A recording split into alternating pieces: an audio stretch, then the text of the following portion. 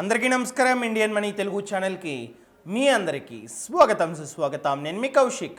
ఈరోజు ఈ వీడియోలో మనం లోన్ తీసుకునే ముందు అది ఏ లోన్ అయినా కావచ్చు, పర్సనల్ లోన్ కావచ్చు, బిజినెస్ లోన్ కావచ్చు, హోమ్ లోన్ కావచ్చు, ఈ లోన్స్ని తీసుకునే ముందు మనం ఎలాంటి జాగ్రత్తలను పాటించాలి, ఎలాంటి విషయాల్ని తెలుసుకోవాలో క్లియర్గా తెలియజేయబోతున్నా. ఇన్ కేస్ ఆ విషయాలు తెలుసుకోకుండా మీరు కనుక లోన్కి అప్లై చేసి లోన్ తీసుకున్నట్లయితే ఫ్యూచర్లో చాలా ఇబ్బందులు ఎదుర్కోవాల్సి వస్తుంది. సో ఆ విషయాలు ఏంటో తెలియాలంటే ఈ వీడియోని లాస్ట్ వరకు చూడండి. అంతేకాకుండా ఇంతవరకు మీరు మా ఛానల్ని సబ్స్క్రైబ్ చేసుకోకపోతే ఇప్పుడే సబ్స్క్రైబ్ చేసుకోండి. ఫస్ట్ మనం తెలుసుకోవాల్సిన విషయం ఏంటంటే క్రెడిట్ స్కోర్. ఈ క్రెడిట్ స్కోర్ అనేది 750 కన్నా ఎక్కువ ఉంటే మాత్రమే బ్యాంక్స్ వాళ్ళు మనకి లోన్ ఇస్తాయి అన్న విషయాన్ని తెలుసుకోవాలి. చాలామంది ఏం చేస్తారంటే క్రెడిట్ స్కోర్ గురించి అసలు పట్టించుకోరు. అరే ఉంటే ఉన్ని 600 ఉందా, ఓకే, 700 ఉందా, ఓకే, నేను అప్లై చేస్తా, నాకు లోన్ వస్తుంది అనుకుంటూ ఉంటారు. కానీ రాదండి. ఇన్ కేస్ మన యొక్క క్రెడిట్ స్కోర్ 750 కన్నా తక్కువ ఉండి మీరు కనుక అప్లై చేసినట్లయితే మన యొక్క లోన్ అప్లికేషన్ని ప్రతి ఒక్క బ్యాంక్ కావచ్చు, ఎన్బిఎఫ్సి కావచ్చు, ఏదైనా కావచ్చు, మన యొక్క లోన్ అప్లికేషన్ని రిజెక్ట్ చేస్తాయి అనమాట. హోమ్ లోన్, బిజినెస్ లోన్ ఏదైనా సరే. మరియు కొన్ని బ్యాంక్స్లో చూసుకున్నట్లయితే మన యొక్క క్రెడిట్ స్కోర్ 750 కన్నా తక్కువ నాకు కూడా లోన్ ఇస్తాయి. కాకపోతే వాళ్ళు అధిక వడ్డీని ఛార్జ్ చేస్తారు, అదేవిధంగా అధిక ప్రాసెసింగ్ ఫీని ఛార్జ్ చేస్తుంటారనమాట. చూడండి ఎన్ని డిసడ్వాంటేజెస్ ఉన్నాయో. లోన్ రాదు, వచ్చినా కూడా అధిక వడ్డీ మనం చెల్లించాల్సి వస్తుంది. సో లాంగ్ టర్మ్కి ఏంటంటే మనం కట్టాల్సిన అమౌంట్ అనేది ఎక్కువ అవుతూ ఉంటుంది. అందుకని చెప్పే ఇప్పటి నుండైనా మన యొక్క క్రెడిట్ స్కోర్ 750 కన్నా ఎక్కువ ఉండేటట్టు చూసుకోండి.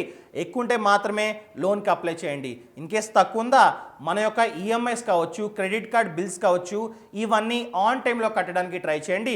ఆన్ టైంలో కట్టినట్లయితే ఫ్యూచర్లో మన యొక్క క్రెడిట్ స్కోర్ అనేది పెరుగుతుంది. అండ్ సెకండ్ వన్ ఏంటంటే కంపారిజన్. మేబీ మన యొక్క క్రెడిట్ స్కోర్ అనేది 750, 800 లేదా 850 ఉండొచ్చు, మంచిగా ఉండొచ్చు. కానీ మనం ఏం చేస్తాం, మన ఇంటి దగ్గరలో ఏదైతే బ్యాంక్ ఉందో ఆ బ్యాంక్కి వెళ్ళి మాత్రమే హోమ్ లోన్ కావచ్చు, పర్సనల్ లోన్ కావచ్చు అప్లై చేస్తుంటాం. కానీ తప్పు. మనం ముందుగా కంపారిజన్ చేసుకోవాలి. ఏ బ్యాంక్లో అయితే వడ్డీ రేటు తక్కువ ఉంది, ఏ బ్యాంక్లో అయితే ప్రాసెసింగ్ ఫీ తక్కువ ఉంది, ఆ బ్యాంక్ని మాత్రమే సెలెక్ట్ చేసుకున్నట్లయితే ఫ్యూచర్లో మనం కట్టాల్సిన వడ్డీ అనేది తక్కువ అవుతుంది అనమాట.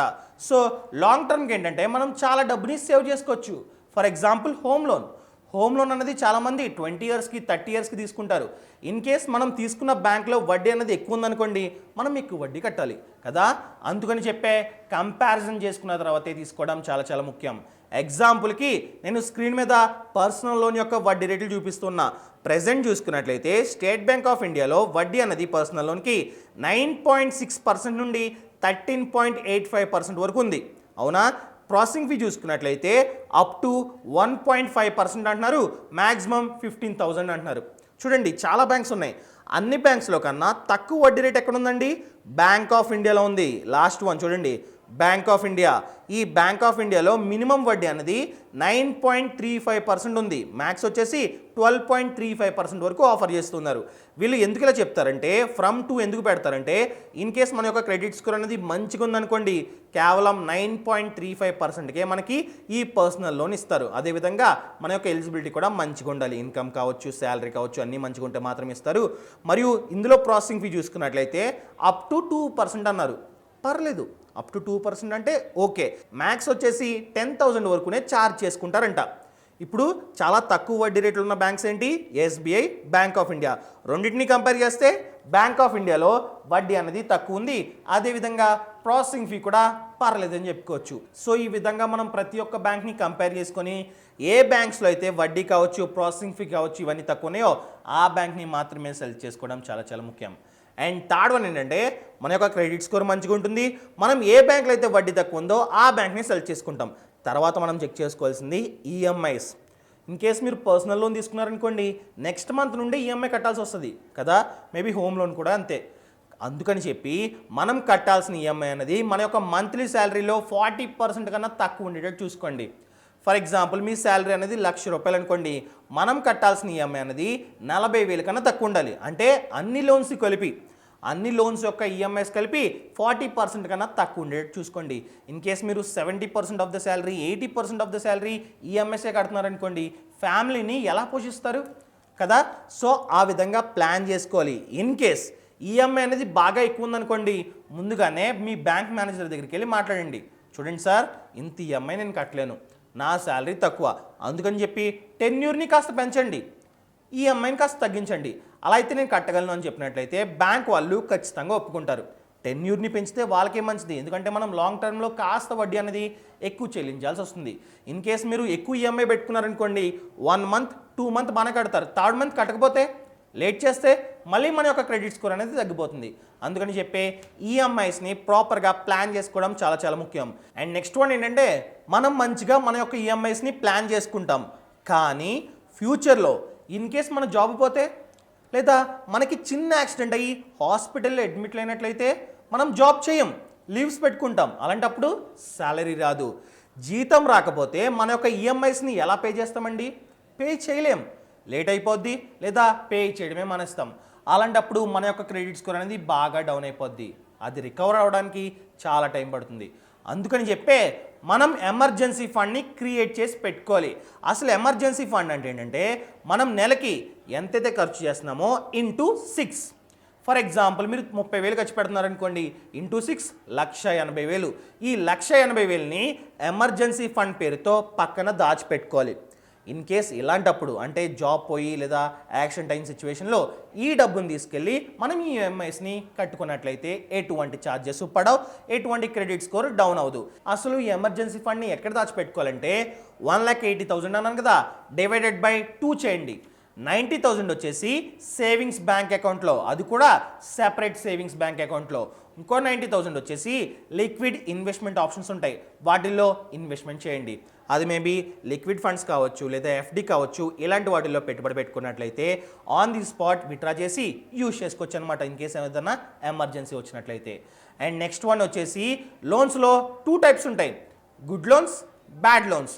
గుడ్ లోన్స్ అంటే మేబీ మన యొక్క హెల్త్ పర్పస్ కోసం కానీ, ఎడ్యుకేషన్ పర్పస్ కోసం కానీ, ఇల్లు కట్టుకోవడానికో లేదా బిజినెస్ని ఎక్స్పాండ్ చేసుకోవడానికో, ఇలాంటి మంచి ఉద్దేశం కోసం యూజ్ చేసినట్లయితే వాటిని గుడ్ లోన్స్ అంటాం.